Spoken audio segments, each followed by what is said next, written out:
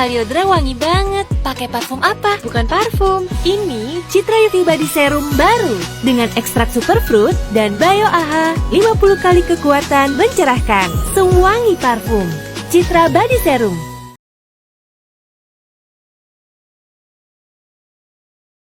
Jakarta dikenal sebagai kota yang cepat, padat, dan penuh dengan perubahan. Namun, di balik ritme kota yang terus bergerak itu, ada satu tempat yang berdiri sebagai penjaga memori kolektif masyarakat Betawi. Perkampungan Budaya Betawi Satu Babakan. Tidak hanya menjadi lokasi wisata budaya, tetapi juga ruang hidup di mana tradisi, nilai, dan cerita diwariskan secara nyata dari hari ke hari. Di sini, setiap elemen memiliki ceritanya sendiri. Mulai dari bentuk rumah dengan ciri khas Betawi, suara gamelan yang sesekali terdengar, aroma makanan tradisional yang akrab, hingga senyum warga yang menyambut siapapun yang datang. Satu Babakan menjadi potret bagaimana budaya tidak hanya dipamerkan, tetapi dijalani, dijaga, dan dirayakan dalam keseharian. Melalui berbagai kegiatan seni, pertunjukan, kerajinan, hingga pertemuan masyarakat, budaya Betawi menemukan caranya untuk tetap relevan di tengah arus modernitas. Dan untuk memahami lebih dekat bagaimana proses pelestarian ini dilakukan dan apa maknanya bagi masyarakat, mari kita mendengar cerita dari mereka yang terlibat dan hidup bersama budaya ini.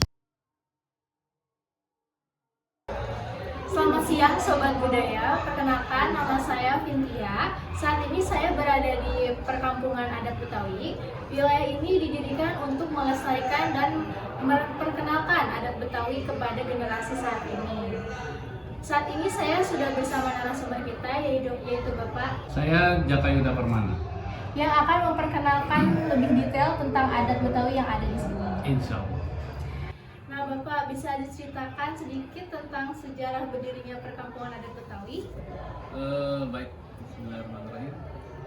Mungkin sedikit koreksi ya. Kita sekarang berada di kawasan perkampungan budaya Betawi, jadi bukan adat Betawi. Oh iya.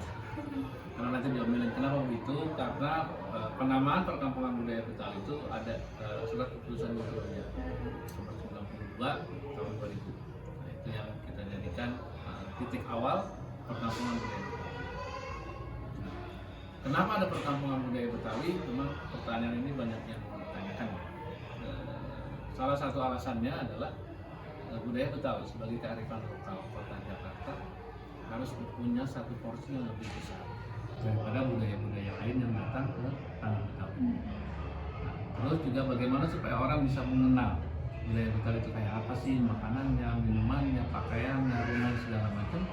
Dibutuhkan satu tempat yang mengacu seperti Taman Mini Indonesia ini. Jadi datang ke satu tempat, dia bisa kenal banyak. Nah, dari situ kayaknya kita butuh nih pemikiran dari para tokoh masyarakat dan masyarakat itu sendiri butuh suatu tempat yang bisa memberikan gambaran seperti itu. Nah, sebelum ditetapkan di sini, itu pihak Pemda pihak Pemda itu dia meminta kepada 5 wilayah kota. Daerah mana nih yang mereka mengusulkan sebagai perkampungan Betawi. Awalnya adalah itu. Nah, dari tiap wilayah kota itu dinilai. Dari sekian banyak yang diusulkan, akhirnya ada satu tempat yang punya nilai lebih. Itu di sini, di Sulawesi Selatan. Supaya tidak ada satu surprise, akhirnya dibuat satu event namanya Sehari di Satu Babakan. Tujuannya adalah untuk memperkenalkan ada satu tempat di bagian selatan Jakarta yang Betawi banget lah, katakan begitu. Itu ada lagunya tuh. Nah, dari situ dari kegiatan itu banyak respon masyarakat yang sangat positif ya. Maksudnya iya benar, mereka mendukung garis besarnya, mereka mendukung maksudnya di sini bisa menjadi perkampungan budaya Betawi untuk mengenalkan budaya Betawi secara umum. Nah, dari situ tahun 98 itu 2 tahun kemudian tadi tanggal 15 September tahun 2000 itu muncul yang namanya surat keputusan gubernur nomor 92 yang isinya penataan kawasan seluas kurang lebih 165 hektar sebagai perkampungan budaya Betawi. itu kalau sekarang di usia yang 25 tahun ini luasnya bertambah menjadi 289 hektar. Itu bertambahnya mulai di tahun 2005 melalui Perda 3. Nah, kalau ada Perda berarti kan tidak akan ada lagi tempat lain di Jakarta yang bisa menjadi perkampungan budaya Betawi sebelum Perda itu dicabut. Kira-kira gambaran kasar gitu. Jadi cuma ada di sini aja ya? Iya, gitu. Oke, selanjutnya apa sih peristiwa sejarah yang menurut Anda paling membentuk budaya Betawi saat ini?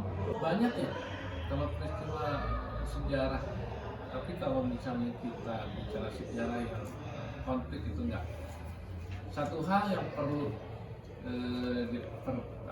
yang perlu diperhatikan adalah sikap masyarakat Betawi, karakter masyarakat Betawi. Tidak akan ada stadion utama sekarang, gelora bung karno sekarang, kalau misalnya orang-orang Betawi yang tinggal di situ tidak merelakan tanahnya untuk kehidupan bangsa. Jadi kan kalau kita lihat ya, dari mulai pembangunan awal sampai dengan sekarang nggak ada orang Betawi yang muncul. Pada saat pembebasan itu tidak ada orang Betawi yang menghalang-halangi. Gitu. Mereka secara dalam tanda kutip gitu, rela menyerahkan tanahnya untuk kemajuan bangsa. Gitu. Nah, itu salah satu poin sejarah seperti apa sih orang Betawi. Gitu. Oke. Di sini saya lihat banyak koleksi-koleksi yang bisa dilihat bagaimana budaya Betawi ya Pak ya. Menurut Bapak yang paling mempresentasikan Betawi itu apa? Banyak ya.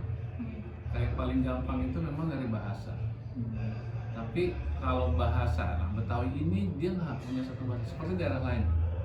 Di beberapa bagian wilayah itu punya ciri khas. Kalau dulu kan orang kalau bahasa Betawi dia pakai E, cukup ganti akhirannya pakai E. Iya. Jadi E mau kemana, siapa, berapa gitu. Padahal tidak cukup seperti itu. Ada yang pakai menggunakan tetap kata berapa, cuma dialognya yang berbeda. Jadi nggak misalnya akhirannya Nggak harus E gitu. Memang Betawi itu lebih dikenal kan di kota. Nah, E itu dipakai oleh Betawi yang kalau kita sebut sekarang adalah Betawi Tengah. Nah, Betawi Pinggir itu Jakarta Timur dengan Bekasi. Betawi Pinggir itu Jakarta Selatan dengan Depok. Betawi Barat, pinggir sebelah barat itu adalah Jakarta Barat dan Tangerang. Tiga ini aja udah banyak macam. Dipengaruhi oleh masyarakat yang ada di sekitar mereka. Gitu.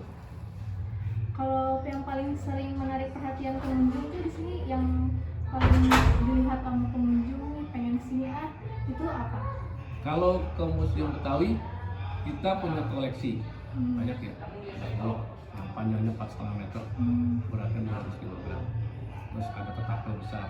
Ketapel besar kalau pernah main Angry Bird, nah itu tuh kita punya, tapi bukan itu gitu ya. Kita punya tunjuk seperti itu. Tapi kalau ke perkampungan budaya Betawinya sendiri, terutama di sini di Kampung Tamrin, itu ada tampilan kesenian setiap hari Minggu. Terus ada sesi babakan, tempat orang santai sambil makan, sambil minum, sambil santai. Jadi kalau ke Museum Betawi, yaitu tadi ada beberapa koleksi. Yang pertama tadi dulu ada beberapa koleksi di lantai 2 dan 3. Terus kalau kawasannya sendiri itu ada Museum Betawi, terus ada amfiteater yang dari tampilan kesenian, ada rumah-rumah ada kuliner di sini dan ada satu babakan. Lengkap banget tuh ya. Alhamdulillah. Kalau keberadaan perkampungan budaya Betawi ini pasti sangat mempengaruhi warga sekitar Ya. kan Pak? Kira-kira yang mempengaruhi itu apa? Ya, sebagai salah satu daerah tujuan wisata ya, tempat orang santai, mencari hiburan dan segala macam, pasti ada faktor pendukung, terutama makan dan minum oleh-oleh. Oh iya. Nah, untuk hal itu kita prioritaskan kepada masyarakat yang ada di sekitar, supaya mereka bisa menarik manfaat dari keberadaan perkampungan budaya Betawi yang ada di Kabupaten Tamrin. Terus selanjutnya pasti ada tantangan juga dalam menjaga minat orang sekitar untuk datang ke sini. Itu tuh apa sih Pak? Ya, sebetulnya kalau sekarang alhamdulillah enggak ya. Kalau dulu mungkin awal-awal kita lebih banyak yang aktif. Yuk kita bikin ini yuk kita bikin ini, yuk kita bikin bareng-bareng. Kalau sekarang malah hampir kebalik. Jadi mereka yang mengusulkan. Gitu. Yuk kita kumpul yuk di RP Trust ini, kita ngobrol ini. Yuk kita ngobrolin soal ini. Jadi mereka lebih aktif sekarang. Terus beberapa waktu yang lalu kita ada kerjasama dengan beberapa komunitas dan perguruan tinggi tentang peningkatan kualitas SDM. Nah, kalau dulu kita tuh yang cari ke beberapa perguruan tinggi atau komunitas-komunitas, bikin ini dong di sini buat pelaku ekonomi yang ada di sini nih. Nah, sekarang enggak. Ini kita udah bisa nih, segini nih. Coba kita bikinin lagi dong. Gitu. Jadi ada peningkatan mereka untuk bisa mengembangkan kemampuan mereka. Dan itu yang disampaikan ke kita. Baik, selanjutnya menurut Bapak nih, ancaman yang terbesar bagi budaya saat ini tuh apa? Ancaman, kalau saya pribadi ya, saya nggak menyebut sebagai ancaman mungkin ya. Karena kalau kita sebut ancaman, akhirnya kita ketakutan. Kita lebih sebut kepada tantangan. Seperti pemahaman umum, bahwasanya budaya itu adalah sesuatu hasil cipta rasa dan karsa. Dan budaya itu dia harus bisa berkembang supaya dia tidak ketinggalan sama hilang. Nah, bagaimana bisa berkembang? Berarti harus dikenalkan.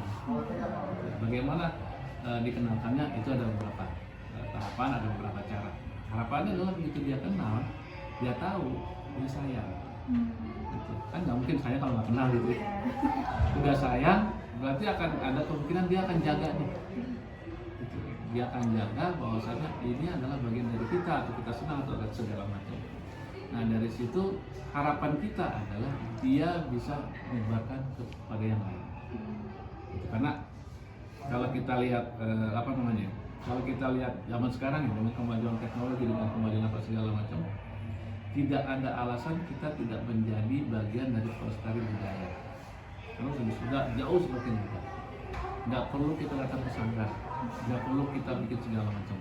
Sambil tiduran, modal handphone, modal kuota, kita bisa ikutan jadi pelaku pelestari budaya. Gitu. Ini udah nonton YouTube aja ya Pak ya bisa. Iya, kita dengan gampang. betul dengan misalnya follow Instagram Perkampungan Budaya Betawi, kan kita kontennya adalah mengenai budaya. Kalau misalnya kayak saya nih, males gitu ya, ini ada nih, udah di post. Di post kalau kita punya 100 teman, 50%-nya aja. Berarti informasi itu sudah tersampaikan kepada 50 orang. Dari 50 orang ini masing-masing satu orang itu punya 100 lagi. Katakanlah 50%-nya lagi, berarti sudah 50 kali 50. Multiply terus seperti itu. Nah, terus kan katanya juga jejak digital itu kan nggak akan hilang atau susah hilangnya. Nah, dengan susah hilangnya berarti secara tidak langsung informasi mengenai budaya dalam hal ini budaya Betawi akan dilestarikan. Gitu. Selanjutnya, apa pesan yang ingin disampaikan untuk masyarakat tentang pentingnya jaga kebudayaan kita? Ya, budaya itu salah satu cara kita bisa melihat seperti apa sih masyarakat yang ada di situ. Semakin budaya itu terlihat canggih, maka masyarakat yang ada di situ secara otomatis adalah canggih cara berpikirnya. Nah, kalau cara berpikir masyarakat itu sudah canggih, berarti kan kemajuan di sana sudah tidak canggih. Jadi tetap harus berbudaya, budaya itu harus berkembang sesuai dengan perkembangan zaman. Gitu. Nah, terakhir nih Pak, Ya. Harapan Bapak untuk museum untuk masa depan, harapan masa depan Bapak untuk museum ini itu apa ya? Ya mungkin tidak hanya museum Betawi ya, tapi budaya Betawi secara keseluruhan ya tadi kita pengen nggak hanya kita nih yang orang-orang tua atau orang-orang yang sudah tua atau yang sudah tua yang menjaga, yang melestarikan. Kita kepengen anak-anak muda juga paham bahwasannya ada pepatah di mana bumi dipijak, di situ langit diunjung. Jadi kalau kita tinggal di Jakarta, bumi Betawi yang diinjak, berarti ada langit Betawi yang harus juga dijunjung. Salah satunya apa? Salah satunya adalah budaya. Kenali, sayangi, rawat, dan kembangkan. Itu. Keren banget. Oke Sobat Budaya, itu tadi wawancara kita. Semoga kedepannya bisa terus berkembang dan adat Betawi bisa semakin dikenal oleh generasi masa kini. Terima kasih Bapak atas waktu dan informasinya. Sama-sama. Buat teman-teman yang ingin mengetahui lebih lanjut tentang adat Betawi bisa langsung mengunjungi ke sini. Sekian dari saya, terima kasih dan sampai jumpa. When you go away, I